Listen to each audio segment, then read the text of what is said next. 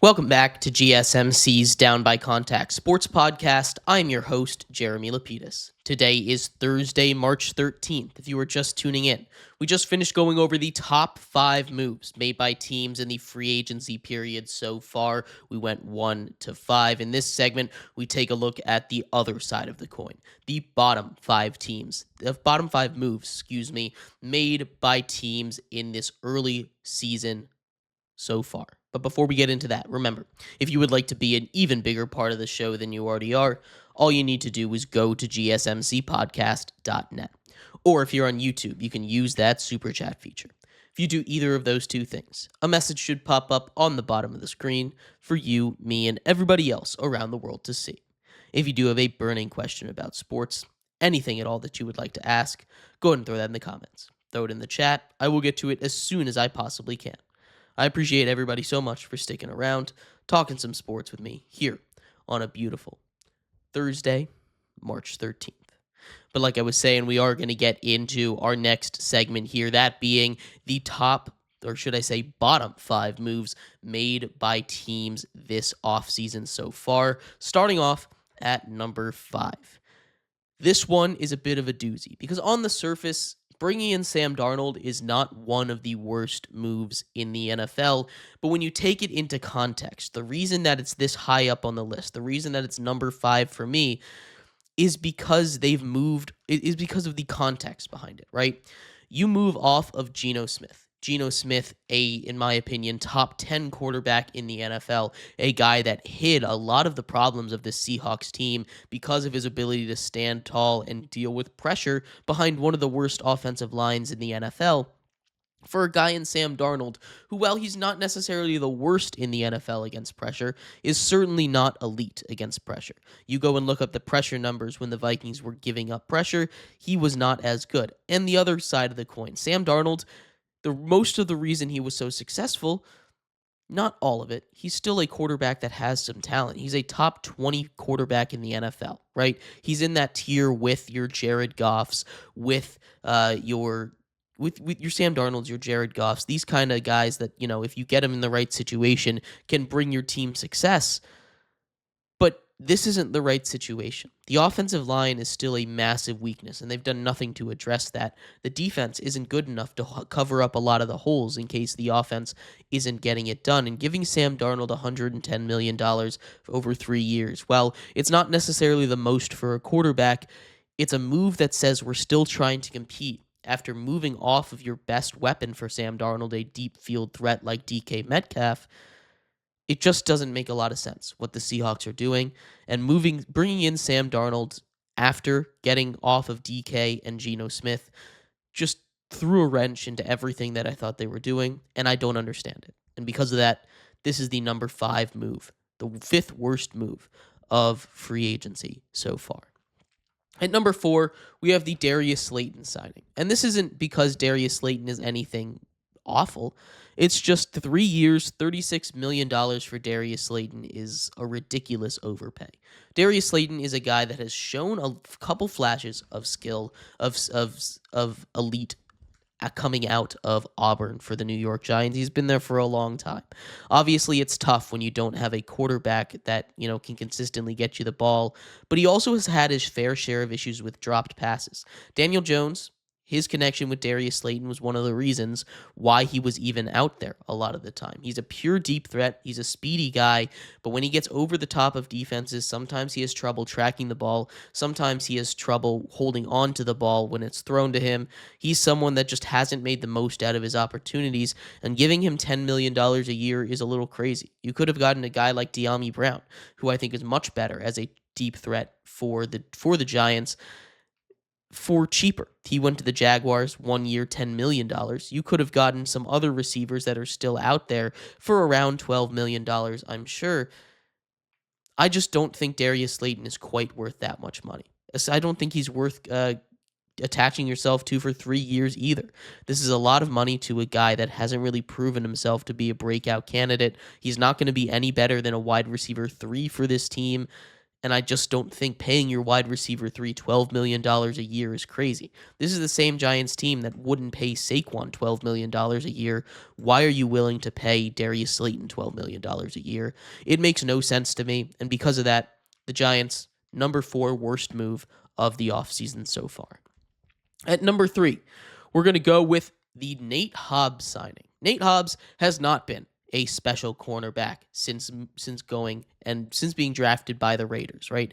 Nate Hobbs signs a 4-year, $48 million deal. That is a massive overpay for a corner that you could have gotten elsewhere, right? We're talking about a DJ Reed signing for the same amount of money 1 year less year, 3 years, $48 million. That's, again, $12 million a year for Nate Hobbs. You could have gotten a guy like Jordan, you could have gotten a guy from the Cowboys, right? For $10 million a year. That would have been a much better signing, just like the Jaguars did, right? There are plenty of guys out there that are better than Nate Hobbs, not quite getting as much money as he is. He is a guy that missed 19% of his tackles, according to Pro Football Reference last season. It is a mess. He's not a guy that I think is worth paying that type of money to.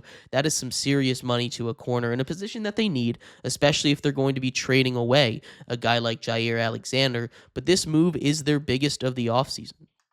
And it just doesn't make a lot of sense to me. It doesn't make a lot of sense how much they're paying him, and I don't see what they see in him. Maybe he can turn it around, but for now, that much money for a guy that hasn't proven it yet is the 3rd worst move of the offseason. I think by far the worst contract given out this offseason, though, has to go to Dan Moore Jr. Dan Moore Jr. left the Steelers as a below-average tackle, below-average guard, every single year. And sure, he showed a little bit of improvements, but the Titans go out and give him a 4-year, $82 million deal. It wasn't just the Titans, though. There were teams in a bidding war for the services of Dan Moore Jr. There are still tackles out there that I think are better than Dan Moore, and kudos to him for getting the bag, right? Respect to Dan Moore Jr. for getting the bag. He deserves the money if you're willing to get paid. If teams are willing to pay you that much, go out and get that money. But it just doesn't make a lot of sense for the teams. This is not in a vacuum a bad signing, but for 4 years, $82 million, right? We're talking $20 million a year for Dan Moore, putting him near the top of offensive linemen. It's wild. It is wild. He has never been above the average mark according to PFF at his position. It makes no sense to me why the Titans decide to give him that big of a contract.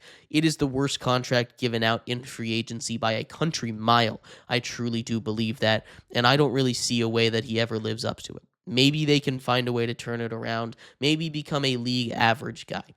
But he's not even a league average guy right now, and giving him $20.5 million a year is a little bit ridiculous to me.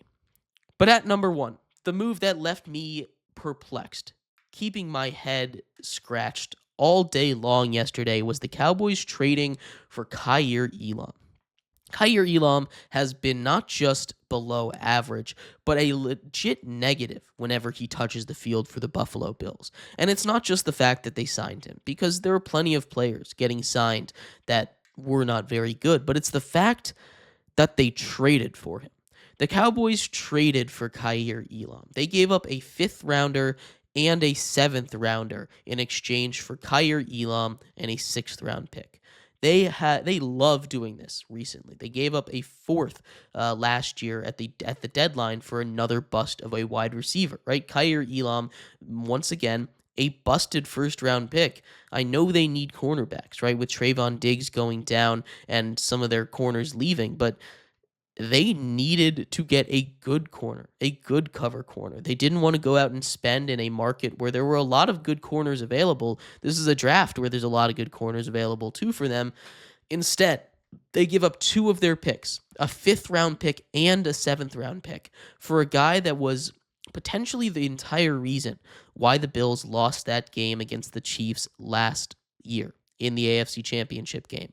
Once he came in, Patrick Mahomes was targeting him. That's where they got all of their big plays off of. Kyer Elam, not the answer. I really do not understand what the Cowboys saw in him, why they decided to pull the trigger on it. This was the worst move so far. And I know I cheated a little bit, a trade, not a signing, but this one had to top the list here. I really, truly do think there weren't too many awful contracts given out. There were only 3 bad contracts when I look at it, and that was Darius Slayton, Nate Hobbs, and Dan Moore. Those were the 3 contracts that were given out that I was like, that's way too much money for these guys. But Kyer Elam is a guy that never should have been wanted enough that you had to give up not just picks, but multiple picks for. It makes no sense to me at all. That is a crazy overpay, and kudos to the Bills for getting that done, honestly. Kudos to them.